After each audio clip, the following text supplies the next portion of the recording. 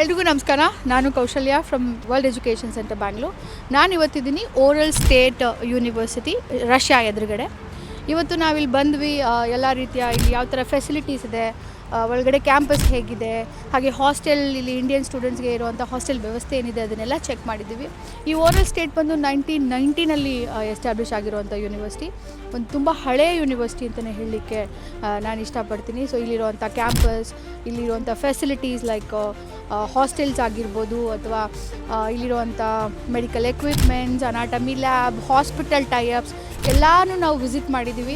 So ಇಲ್ಲಿ ಎಲ್ಲ ರೀತಿಯ ಫೆಸಿಲಿಟೀಸ್ ಇದೆ. ನಮ್ಮ ಇಂಡಿಯನ್ ಮಕ್ಕಳು ಬಂದು ಓದಲಿಕ್ಕೆ ಇರುವಂಥ ಎಲ್ಲ ಅನುಕೂಲಗಳು ಇಲ್ಲಿದೆ. 2025 ಆಗಿರ್ಬೋದು ಅಥವಾ ಇನ್ ಫ್ಯೂಚರಲ್ಲಿ ಓರಲ್ ಸ್ಟೇಟ್ನ ಏನಾದರೂ ನೀವು ಚೂಸ್ ಮಾಡಬೇಕು ಅಂದರೆ. ಹಾಗೆ ಫೀಸ್ ಕೂಡ ತುಂಬ ಆಫರ್ಡಬಲ್ ಇದೆ. ಒಂದು 20-25 ಲಕ್ಷ ಬಡ್ಜೆಟಲ್ಲಿ ನೀವು MBBS ಮುಗಿಸ್ಬೇಕು, ರಷ್ಯಾಗೆ ಬರಬೇಕು ಅಂತ ಏನಾದರೂ ಅಂದ್ಕೊಂಡಿದ್ರೆ ಖಂಡಿತ ಓರಲ್ ಸ್ಟೇಟ್ ಯೂನಿವರ್ಸಿಟಿನ ನಿಮ್ಮ ಒಂದು ಬಕೆಟ್ ಲಿಸ್ಟಲ್ಲಿ ಇಟ್ಕೋಬೋದು. ಇನ್ನೂ ಹೆಚ್ಚಿನ ವಿಷಯಕ್ಕೆ ನಾನು ಹೇಳಿದ ಹಾಗೆ ನಮ್ಮ ಯೂಟ್ಯೂಬ್ ಚಾನಲ್ಲಿರುವಂಥ ಓರಲ್ ಸ್ಟೇಟ್ ಯೂನಿವರ್ಸಿಟಿ ಬಗ್ಗೆ ಇರುವಂಥ ಎಲ್ಲ ಒಂದು ವೀಡಿಯೋಸ್ನ ಚೆಕ್ ಮಾಡಿ. ನಮ್ಮ YouTube channel world education centre, ನೀವು ಯೂಟ್ಯೂಬ್ಗೆ ಹೋಗಿ ವರ್ಲ್ಡ್ ಎಜುಕೇಷನ್ ಸೆಂಟರ್ ಬ್ಯಾಂಗ್ಳೂರ್ ಅಂತ ನೀವು ಚೆಕ್ ಮಾಡಿದ್ರೆ ನಮ್ಮ ಯೂಟ್ಯೂಬ್ ಚಾನಲ್ ನಿಮಗೆ ಸಿಗುತ್ತೆ.